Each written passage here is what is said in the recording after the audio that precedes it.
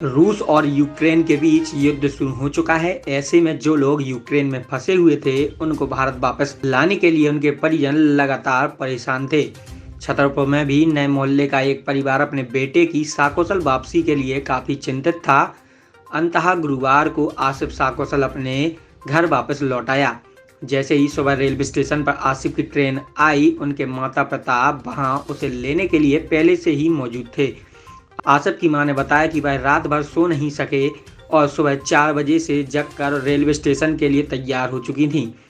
आसिफ के पिता मुश्ताक खान ने जानकारी देते हुए बताया कि हम लोग 16 तारीख से लगातार परेशान थे, लेकिन खुशकिस्मती यह रही कि 19 तारीख को ही टिकट के लिए फाइनल हुआ और 22 फरवरी को आसिफ कतर एयरबेस से पहले दोहा पहुंचा और उसके बाद दिल्ली के लिए फ्लाइट पकड़कर अपने वतन वापस लौट आया।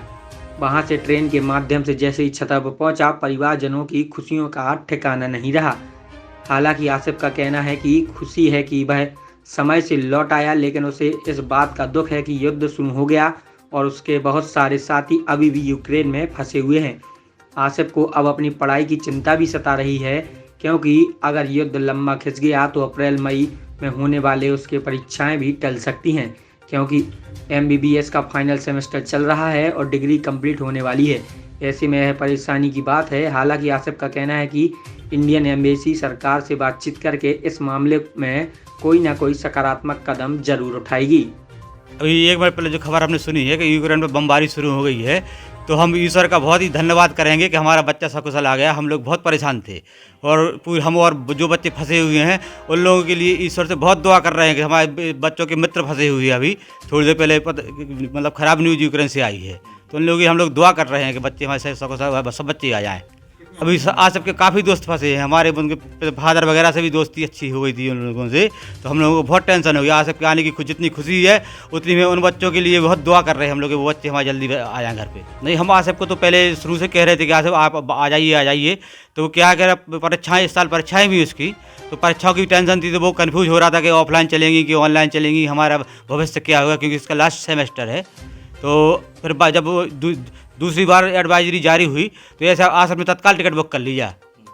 हाँ, दादी की तबीयत ख़राब थी, मम्मी भी इनकी तबीयत ख़राब रहती मम्मी की, तो दोनों लोग बहुत परेशान हैं। इनकी तो धड़कन काफ़ी बार हमें उनका ट्रीटमेंट कराना पड़ा बीच बीच में। जैसे ही आसिफ घर आया तो सबको बहुत अच्छा लगा और सब खुश हो गए कि अच्छे से वापस आ गया। जब तक घर नहीं आया तो हम लोग बहुत परेशान थे, पूरी रात सोए नहीं। सुबह से उठ के रेलवे स्टेशन चले गए, 4 बजे रात से उठ के बैठ गए सब।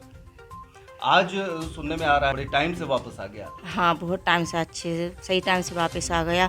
और उसके जो दोस्त थे वो फंसे हुए हैं, वो वापस नहीं आ पाए, लेट हो गए, तो उन लोगों के लिए बहुत दुआ कर रहे हैं कि उसके सब दोस्त वापस चल दिया। जब आसिफ वहाँ पर था लगती थी, आसिफ की तरफ से कैसा रिस्पॉन्स आता था और आप लोगों का क्या होता था? जितना आसिफ की तरफ से नहीं आता था, मतलब उतना हम लोग ज़्यादा परेशान थे।